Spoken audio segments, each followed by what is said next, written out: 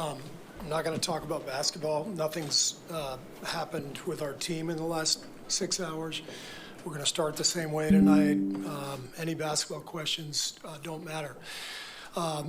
Since we left shoot-around, 14 children were killed 400 miles from here,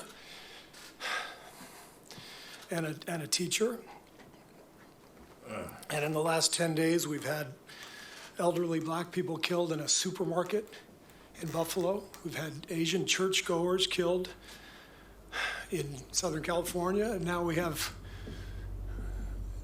children murdered at school. When are we going to do something? I'm tired. I'm so tired of getting up here and offering condolences to the devastated families that are out there. I'm so tired of I'm tired of the moments of silence. Enough.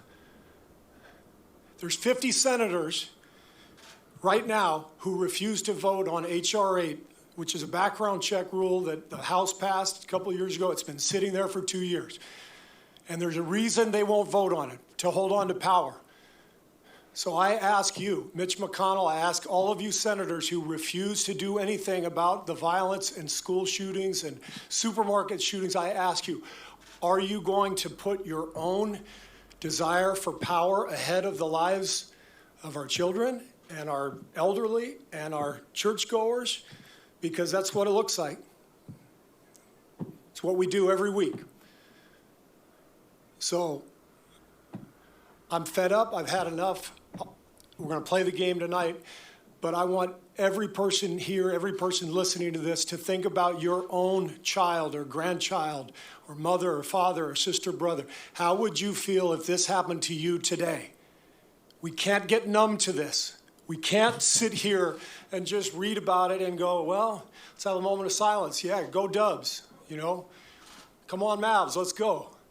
That's what we're going to do. We're going to go play a basketball game.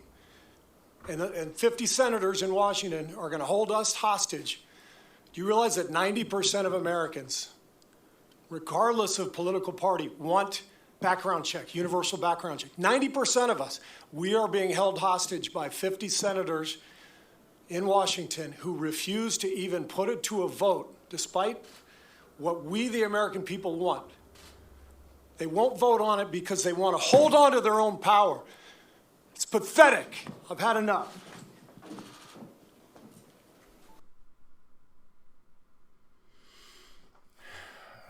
There you have it.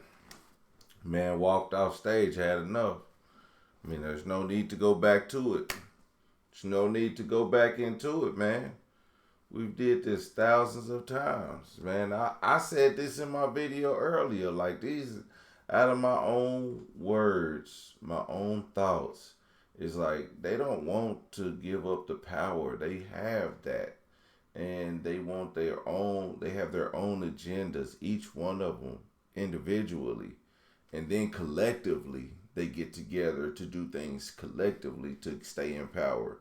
But it doesn't work collectively because they only need their constituents. Their constituents is the people in their district. So if you're in a district that's, oh no, we want to keep our guns because maybe you're in a place that's, pretty, it's not that bad of a place. But until a mass shooting happens at your place, then you be like, damn, we need to keep, but I mean, I don't know, when it starts hitting these rural areas, like when you start seeing like people running in these schools that has 80 people and that's from kindergarten to 12th grade and they knock off 30 of them, you know what I'm saying? It's when you see some shit like that. Whoa. No, I take that back. Because you would have thought it would have been Las Vegas. What was it, like 50 people, 60 people in Las Vegas? That's fucking ridiculous, my nigga. So, the fact that we're talking about 50 people getting gunned down at one time by one person,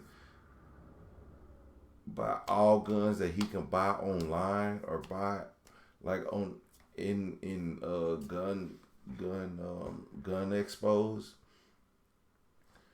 Like, bro, that shit ain't, that shit is, it's just, we gotta do something about it. There has to be something done about it. Like, but then there's so many out there already.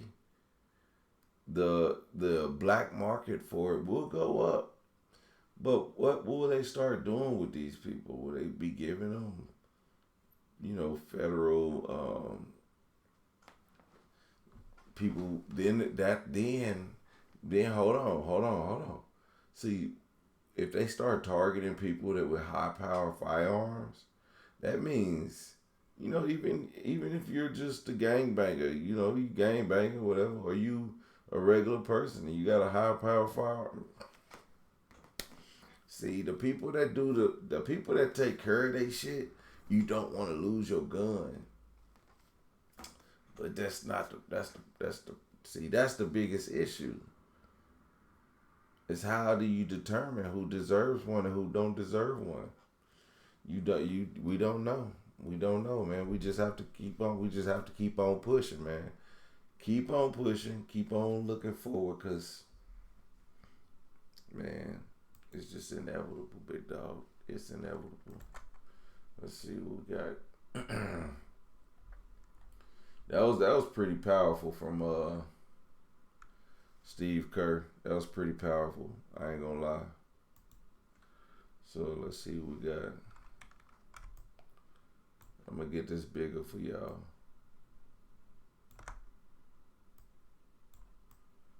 Now we have murder at school. When are we going to do something? I'm tired of the moments of silence. Yeah, man. It was like, that was, it's kind of hard to give speeches like that.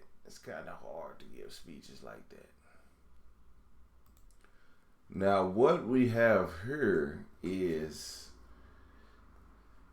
high school students from Uvalde high school students visiting the children at Robb Elementary. That's crazy. Like, the torment that these kids. This was yesterday. So, I don't know. I'm going to put this out tonight. I'm going to go ahead and drop this. It's midnight. I'm going to go ahead and drop this now. But yeah.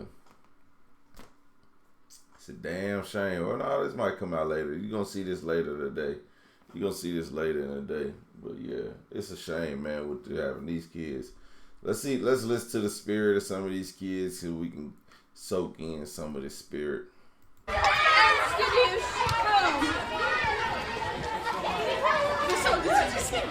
little kid.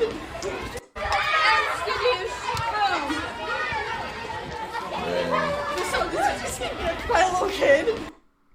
Some of them will never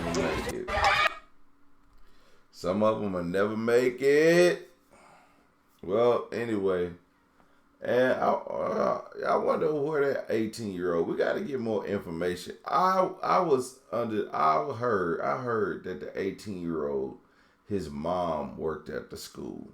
So let's find out if that's true. I guess we'll get more reports on that. I don't know if that's 100% true. That may just be people talking. But I was wondering, like, how can he get into school? Because think about it like this: I go to my daughter's school. Her whole school is not connected, so there could be any given time where the kids are switching classes. It's easy to go in the school at that point, but it's when the kids are all in class that you can't get in because they lock up every time. Like, they all do the rotation at the same time. So it's not like some kids move at this time, some kids move. No, all the kids move at this time. But then also kids move throughout the school. Teachers move out throughout the school, but all the doors lock behind them. So, and there's a key thing. I've seen the school, so I'm like, damn, I know it's pretty secure, but there's open windows that this kind of stuff can happen. So it's not like 100% proof, but there are measurements to keep like random shit from happening. Like, there are people that come up or is not prepared for stuff like this, and they try to come into the building and they can't get in, and you're like, okay, now we can get authorities here to get this crazy person up out of here. But they don't anticipate school shooters who are their whole motives is they know what they're doing. They planned out what they're doing to come and violate the school. So that's kind of what that's what we're looking at. It's just too much, man. Shout out to the high schoolers who just graduated, man, because y'all had one bad apple, man.